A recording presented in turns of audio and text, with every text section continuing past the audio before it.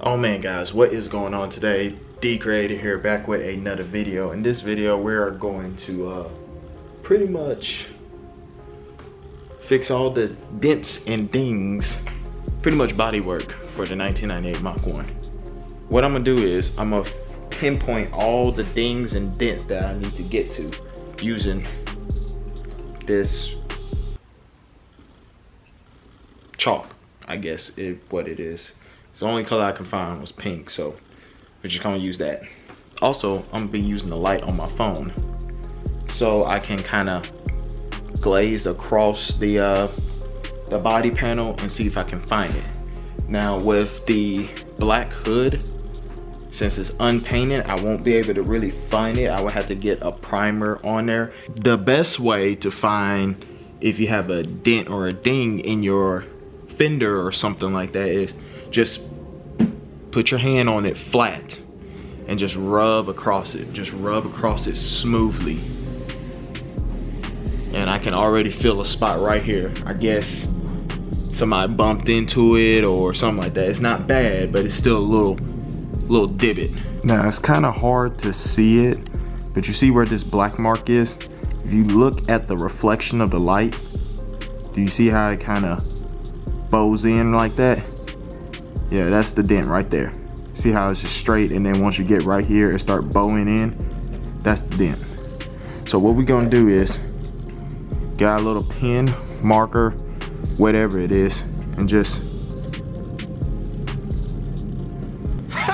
oh man, I don't know if that's gonna work.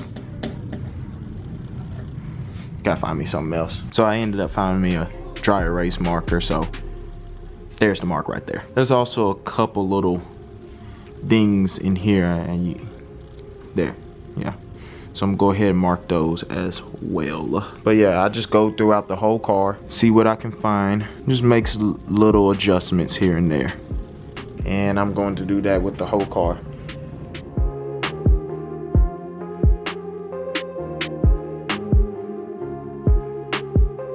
All right, so here's this side. It's not too bad, just a few things, like this is door dings from when somebody hit their car door on my door. Don't you hate that? And then like stuff, I guess, falling on the car, you know, maybe like a stick or something like that. Probably somebody bumped into this, or you know, whatever. But I only did really the body fenders and the door, because everything else is like the bumper, it's polyurethane, plastic, not hard metal. You get what I'm saying? So there's some give if something hit it. That's all we got on this side. Now we can go on that side because we don't have to worry about the hood because it's fiberglass. The roof, from what I can see, looks terrible, but I mean, for what I can see, I didn't see any dents or dings in it, but once I prime it, then we can see. The trunk shouldn't have anything on it, but I will check that too. But let's go ahead and do this side. Then hopefully we'll be able to actually start doing a little bit more body work to it. Right now, I've been waiting for the rain to pass by. I'm crazy for painting the car when it's cold, but it's my car. You know, I feel like if I paint in the worst condition on my car and it comes out good, then whenever it's like a semi better or good condition and I'm painting somebody else's car, it wouldn't be an issue, because you know, I have the knowledge of, hey, I'm gonna do this and it will work out better. I'm not saying I'm gonna do a good paint job. I'm just saying if I do end up doing a good paint job, then we'd be good. All right guys, I'm back. It is cold. Got me some Bondo. So we're going to fix the little, well, I also washed the car, so some of the marker came off, but if you look closely, you can kind of see it. I'm gonna go ahead and sand it down to the metal. Since I'm gonna sand it down to the metal, I'm going to use 80 grit sandpaper with a sanding block that's kind of, you know, like a sponge, I guess you could say, but it's firm too. So that way I don't have to put my fingerprints in it. I'm gonna go ahead and knock these out. I got, 5 on this fender, got a couple on the door, and a couple on the back fender. So I'm gonna go ahead and do that real quick. Make sure you wear a mask because you do not want to breathe any of this stuff in.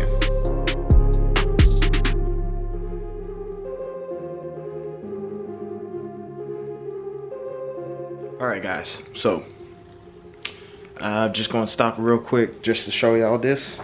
You see how there's like nothing but metal around here, and then it's like paint right here? That's where the ding is. So what I had to do is I had to sand this all the way off so I can get a good seated area for the Bondo. I'm gonna do this. Got one right here. Got two right here. And I think I have one. Yeah, give me a few minutes. I'm gonna knock all this out. We should be good. So I went ahead and sand down the whole fender because the dings and dents that I circled, this was the only ding in the fender. What I'm finna do is now I'm finna go ahead and take off these emblems because these emblems they seen better days. So let me see if I can just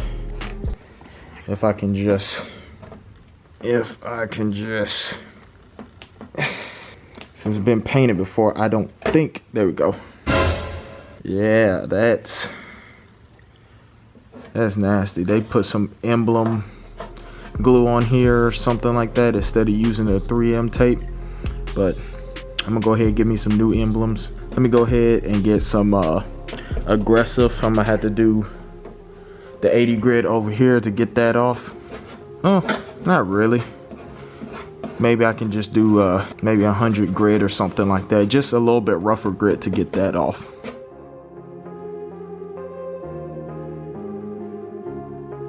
All right, so I got it pretty much good. I sand down the whole fender with 220 grit.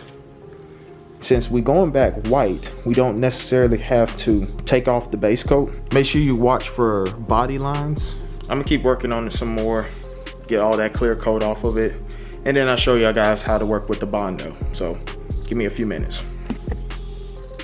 Anyway, you guys are probably wondering, did I finish it? Answer is no. I didn't put the Bondo on or anything. You can still see the ding right there, but I sprayed the primer on there. And the reason why I sprayed the primer on there is because you don't want to put Bondo on straight metal. The reason why you don't want to put Bondo on straight metal, I actually learned this today. If you put it on straight metal, later down the line, it could potentially rust. So what you want to use is epoxy primer, let it dry. We're gonna scuff this up a little bit, then we're gonna put the Bondo on.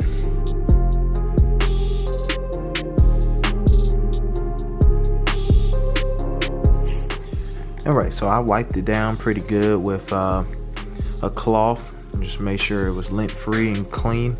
So there's nothing, no dust or debris or anything like that on it. And now you can kind of see the thing right there.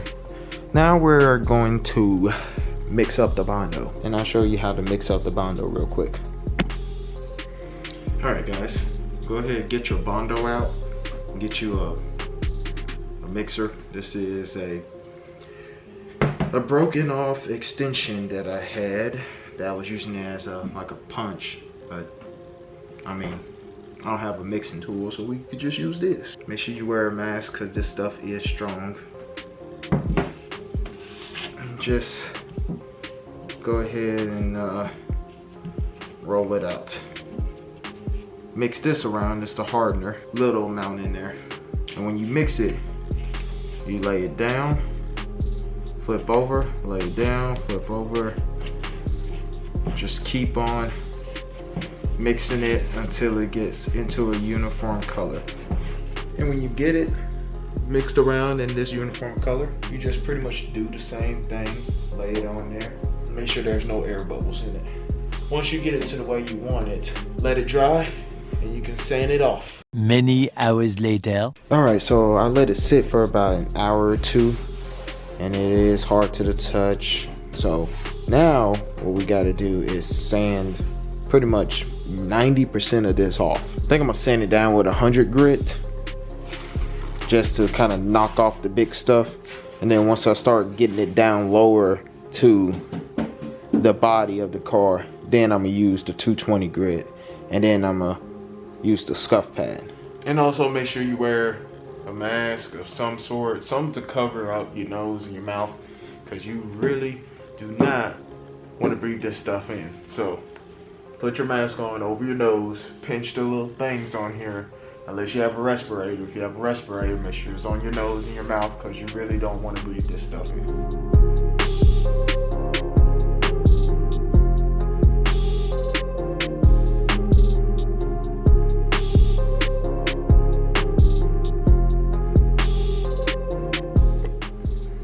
Alright guys, and we back. Here's what it looked like now. I did have to add some more Bondo on this side because I did found another thing on this side that I couldn't really see because of the layer of the paint and stuff like that. Now all I have to do is put a layer of primer on there. I guess since there was two things on this side, it kind of brought up this little metal part in the middle. I don't know, it's kind of wavy there, but once I prime it, wet sand it, then we can see how the level is on here. I'm gonna go ahead and spray some primer on there and call it a night.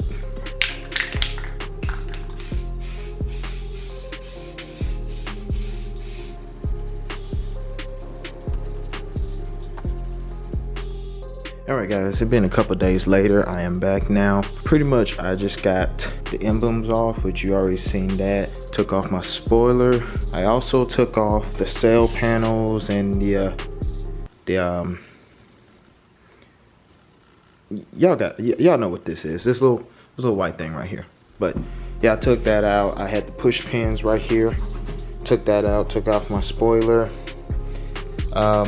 Took out my tail lights. They're actually in there. I changed out my back wheels and cover up my front wheels because I changed out my back wheels because I don't care about these wheels if they get like paint or something like that on them. But those wheels, since I got Cobra brakes or Mach 1 brakes or whatever you want to call it, only 17-inch wheels can fit on there, and I don't have any spare 17-inch wheels. I only have 16 and 15s. I went ahead and got some extra sanding stuff. So I got a new orbital sander. This is a 5-inch diameter. I bought like a value pack of sanders, so I got 60 grit, 80 grit, 120 and 220. I also have my DA, which is a 6.5 inch in diameter. And the reason why this is called a DA because it's dual action. That's what DA stands for. The dual action means it can spin like this, and also, if I can show you, it spins side to side like that. But this I'm gonna use to finish over the whole car with 240 grit. So this is a lot finer grit. Then after that, I'm gonna wet sand it and make sure everything is good. Make sure that everything is nice and smooth so I can get it ready for painting. Let's go ahead and do that time lapse of that.